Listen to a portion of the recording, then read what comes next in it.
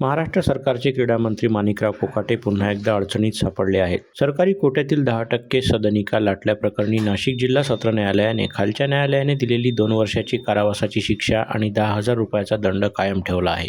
या निकालानंतर माणिकराव कोकाटे यांच्यावर अटकेची टांगती तलवार असून त्यांचं मंत्रिपदही धोक्यात आलं आहे. सत्र न्यायालयानं आपल्या आदेशात शासनाची फसवणूक झाल्याचं स्पष्ट निरीक्षण नोंदवलं असून गुन्हा सिद्ध झाल्याचं नमूद केलं आहे. महत्त्वाचं म्हणजे या प्रकरणात नाशिक जिल्हा व सत्र न्यायालयानं पुढील कायदेशीर कारवाईसाठी संबंधित पोलीस ठाण्याला आदेश दिले आहेत. त्यामुळं येत्या काही वेळात अटकेची कारवाई होण्याची शक्यता वर्तवली जात आहे. याच वर्षी ऑगस्ट महिन्यात विधानसभा परिसरात रमी खेळत असल्याचा व्हिडिओ व्हायरल झाल्यानंतर माणिकराव कोकाटे यांचा विभाग बदलण्यात आला होता. त्यांच्याकडील कृषी विभाग काढून घेऊन त्यांना क्रीडा मंत्रालय देण्यात आलं होतं. हा निर्णय मुख्यमंत्र्यांनी देवेंद्र फडणवीस व उपमुख्यमंत्री अजित पवार यांच्या बैठकीनंतर घेतला होता. या दरम्यान मंत्री माणिकराव कोकाटे सध्या संपर्काबाहेर असून या प्रकरणावर त्यांनी अद्याप कोणतीही प्रतिक्रिया दिलेली नाही.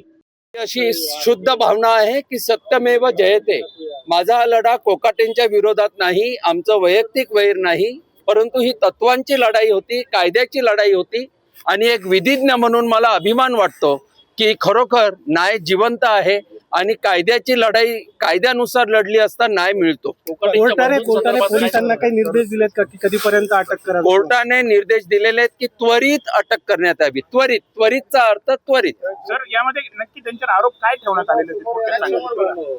आरोप असे ठेवण्यात आलेले आहेत की मुख्यमंत्री कोट्यातील सदनिका या आर्थिक दुर्बल गटातील त्यांनी घेतल्या, जेव्हा की ते आर्थिक दुर्बल गटात नव्हते, त्यामुळे शासनाची फसवणूक केल्याचा गुन्हा हा सिद्ध झालेला आहे. आणि तो सिद्ध झालेला असल्यामुळे त्यात शिक्षा झालेली आहे आणि शिक्षा झालेली असल्यामुळे अटक क्रमप्राप्त आहे.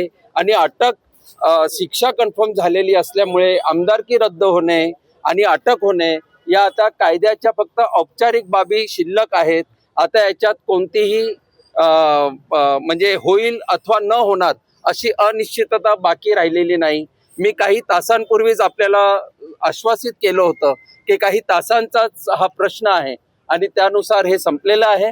यात मी दिघोळे साहेबांच्या कन्या अंजली यांचं अभिनंदन करतो.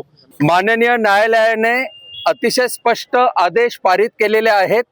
त्यानुसार माणिकराव कोकाटे मंत्री यांच्या विरुद्ध अटकेचे आदेश पारित झालेले आहेत.